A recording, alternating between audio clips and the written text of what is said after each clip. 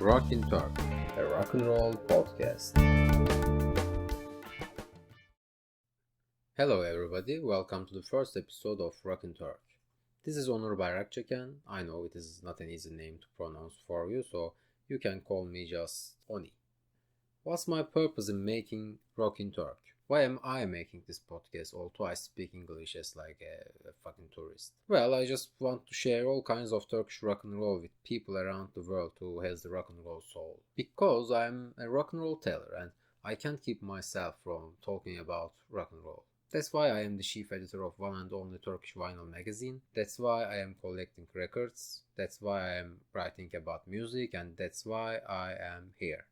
Let's start with what I mean by the rock and roll soul. For me, it's a thing that coming from your heart and pushing a creativeness button in your brain. It's one of the most revolutionary forms of art. It's a fighter that has killed itself a lot of times and been born again and again in a new body each time. When the Beatles dies, the Clash born. Well, it's rock and roll, guys. Beyond everything, it is a thing that we like. We like it because it's the art of creating a magical fair from the so-called errors, from the state of being technically imperfect. So basically, rock and roll is magic. And Rockin Turk. Rockin Turk is not a documentary show, which means I'll not bore you people with Wikipedia information and I'll not follow a chronological line in this show. So in one episode I'm going to talk about a new release, while I am going to make an interview with a legendary and very old Turkish rock and roll star in another episode. So the content will change episode by episode. But for this very first episode of Rockin Turk, I wanna give answers to some basic questions about early Turkish rock and roll scene. You will hear a lot of Turkish names, don't worry if you can't understand any of them. I am making an early Turkish rock and roll playlist for you. You can find the playlist details on this episode's description. It's below the title. Also, you can email me for the recommendation list or the playlist link. It is rockinturkpodcast@gmail.com. Now it's time for the question 1. How did it start? When did Turkish people encounter with rock and roll for the first time? In fact, everybody had its own story. Some heard it for the first time at school from an English teacher maybe, some heard it from the radio, and there were some American bazaars, American markets around the American military bases over the country. And American soldiers working at these bases would sell the records they got on these markets. So everybody can tell a different story about his first encounter with rock and roll. But almost all of them will talk about a movie that had a great influence on them. I mean the young people at 50s. And that movie is Rock Around Clock, starring by Bill Haley. It came to the big screen in 1956 and it mesmerized the young generation. Ender Enun, who was a member of the band called Kafadarlar, formed in 1958, recalls the first time he saw the movie, and he says, "A black and white movie had come to the cinema, Rock Around Clock. We went to the movie, and there we saw what the rock and roll is. It was full of energy. We were impressed a lot. We returned to school after seeing the movie because it's a boarding school, and we started hitting to the tables and singing songs from the movie." So they were fascinated and it was all about energy. That same year, a Turkish author, Oğuz Alpleçin, or Oğuz the Ghost, published a book on rock and roll.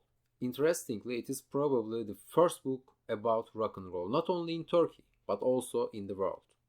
So it was late 50s when the Turkish people, especially the young generation, encountered with rock and roll for the first time. Now, question 2. Who are the pioneers?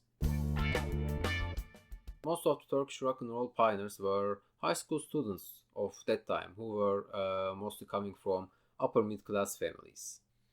Erkin Koray, the godfather of Turkish rock, was a student at German college. In 1957, he gave his first concert in Galatasaray High School, the oldest high school in Turkey. He had several songs from Chuck Berry and Elvis Presley on his setlist.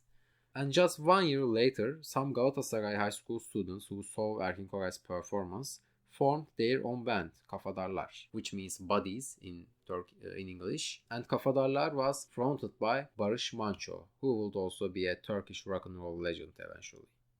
And there was also another band formed by the Naval Academy students. This band used to play popular jazz and rock and roll songs of the time. But during these years, there was no original compositions or authentic covers. We had to wait until mid-60s for the emerge of the authentic Turkish rock and roll, aka Anatolian Pop.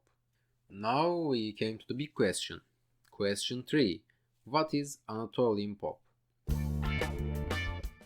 Anatolian Pop or Anatolian Rock is a term suggested by Taner Öngör, a legendary bass guitarist, and it's a term to describe the authentic Turkish rock and roll, which combined the various rock and roll styles like psychedelia or garage rock with Turkish folk elements. It was Turkey's hippie era in a way. Almost every Anatolian pop band started their career with making cover versions of Turkish folk songs, but eventually most of them made their own works. They used to combine Turkish folk instruments, especially bağlama, a traditional string instrument, with synthesizer, drum, bass, and guitar. All the bands had their own style, but there was a certain frame, so you can think it as krautrock. Both Amon and Neu are called as krautrock, but they had pretty different styles, so it's like that. There were many Anatolian pop bands, but some of them have become prominent. Erkin Koray, as I said before, was the godfather, and he made the first Turkish rock and roll song. Cem Karaca had a very powerful voice and stage performance. Also, he was probably the most political guy of that period. He had even recorded a song for the Palestine Liberation Organization. So he was a brave man, and he was a true socialist. Moğollar was another band, made a lot of political songs. They also had worked together with Cem Karaca for a few years, but the key role that they played in Anatolian pop history was their unique sound, which they created with amazing synths and various traditional string instruments played by Cahit Berkay. And in 1971, under the name of Les Mogol, they released an album for the European market, Danseur rythmique de la Turquie d'Yara Jury. With that album, they won Grand Prix de Disque, a prize given by the Charles Cross Academy. And the best thing with that prize, it was Jimi Hendrix who won the prize previous year, and 1 year later Pink Floyd was going to get it. Well, I think it's cool. And Selda Bajan, a female singer who is touring with Israeli band Boom Pam now, was famous with her pure voice. She was regarded as like Turkish Joan Baez. Actually, you may know about her because Mostef used one of her songs in his famous Super Magic. Anyway, it's another topic. And another prominent name was Barış Manço. He had made a lot of Anatolian pop hits with his band Kurtalan Express.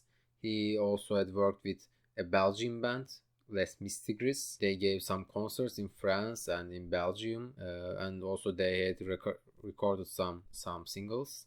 So there were many more. A lot of bands and styles and songs, records.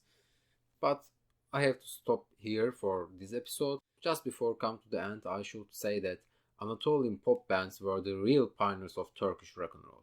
They struggled. They fought for their long hair, for their hippie-like clothes. Sometimes they couldn't find a concert hall, and they usually played at cinema halls, etc. So they were the fighters of Turkish rock and roll. They were the real pioneers. Now we can easily say that it was Anatolian pop that made all the Turkish people know what the rock and roll is. However, it came to an end in 1980. That year was a milestone in Turkey's history. A military coup happened and it changed the country utterly. I'll make an exclusive episode about that military coup's impact on Turkish rock and roll scene. Well, in this episode I just wanted to give some brief information on how everything began.